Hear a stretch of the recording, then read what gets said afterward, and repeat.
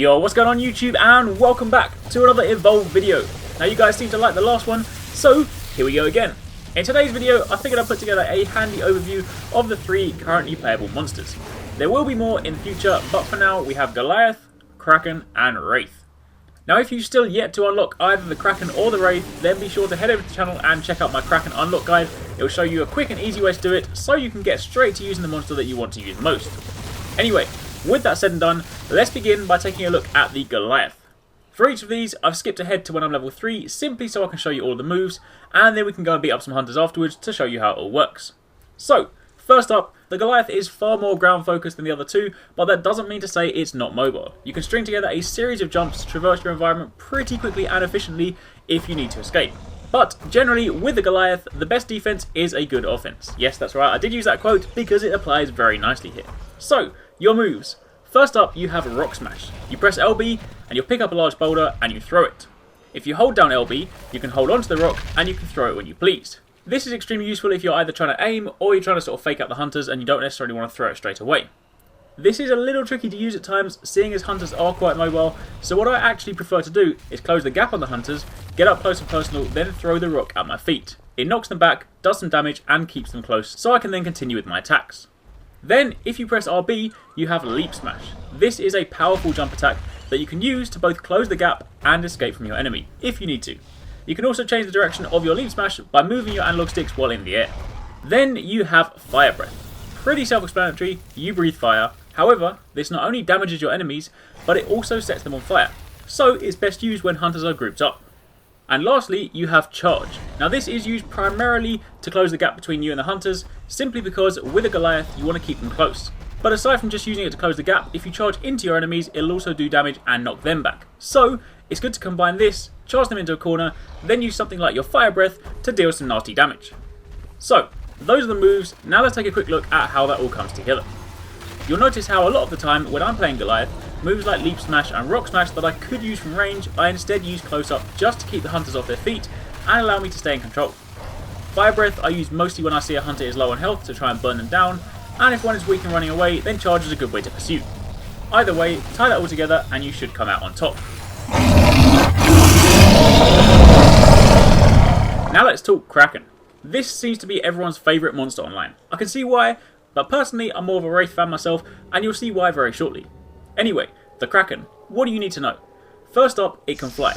Yep, probably why people like it so much. It's very mobile, can scale ledges pretty easily and swiftly, and you can press A in the air to dash as well. So if you're spotted, you can often get away before the trapper can put you inside a bubble. Also, if you're flying, your regular melee attacks turn into projectiles, but if you're on the ground, you simply use your tentacles instead. Now onto the moves. First up, you have Lightning Strike. Just like with the Goliath's Rock Throw, this can be used at range. You begin charging up some lightning, and then when the pillars converge in the middle, it explodes.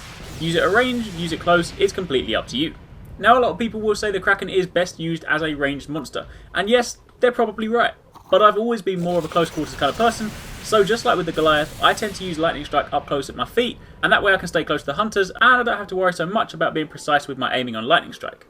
Then on RB, you have Bancini Mines. This deploys a floating mine that seeks its target. Something worth noting is that even though after using it, your skill move goes grey, which would indicate it's on cooldown, you can actually get 4 mines out before it's completely depleted. These don't do massive damage, but they are good for pressuring hunters or putting distance between you and them if you want to get out. Then you have Aftershock on X. This charges a field around you, and after a few seconds, it explodes. It deals heavy damage to targets close to you, so now you can see just why I like to use the Kraken like I use the Goliath. Up close and personal. Then, lastly, we have the Vortex, another projectile, this time used to knock back enemies. It deals decent damage as well, but mainly this is used to knock your enemies back and over. Typically, I'll use this to knock the enemies over in a group, dash in, drop a Vortex, drop a Lightning Strike, and then leave some mines, move away, let my moves cool down, and then go in for another go. It is worth noting as well, as the Kraken, you can use these moves while flying as well, so again, that's where the Kraken comes into its own. So, with that said and done, let's take another quick look at how that all ties together. As mentioned, while I do fly with the Kraken some of the time, I tend to just stay down on the ground. I find it easier to manage the hunters, so I usually keep them where I want with Vortex, or if a weak hunter is trying to get away, I'll use Vortex to knock them over, or even better, if a hunter's down and a teammate's going to revive them, I use Vortex to kick them away. Then I usually drop Lightning Strike and Aftershock together, and Mines I just drop all the time to keep the hunters moving. Either way, Find a strat that works for you. Some people prefer range, some don't, but that is the Kraken. Then finally, my personal favourite, the Wraith. Basically, the ninja monster. First up, the Wraith is very fast, even when you're sneaking with B, and similarly, it's extremely fast at climbing and scaling walls. It can teleport, and just like the other monsters, you can chain this in threes, so you can get out of somewhere pretty damn quickly. While the Wraith looks like it can fly, it actually just hovers above the ground, which is probably why it's so fast. Anyway, the moves. First up, you have Warp Blast. You teleport to a location and create a small explosion. This deals damage and knocks back enemies. You can hold LB to delay this and choose your direction before unleashing it. This is a great way to start a fight with a Wraith, as you can teleport into the middle of a group of hunters, dish out the damage and then get out. Then you have Abduction. This, just like with Warp Blast, if you hold this down, you can position where you want to teleport. It's a little bit annoying to demonstrate on these monsters here, but on hunters it's a hell of a lot easier. Either way, you teleport in, grab the enemy and return to your previous position. So as you can no doubt tell, this is a great way to single out a particular hunter, especially if they are getting low on health or are at the back of the pack. Then you have Decoy. This will save your life so many times.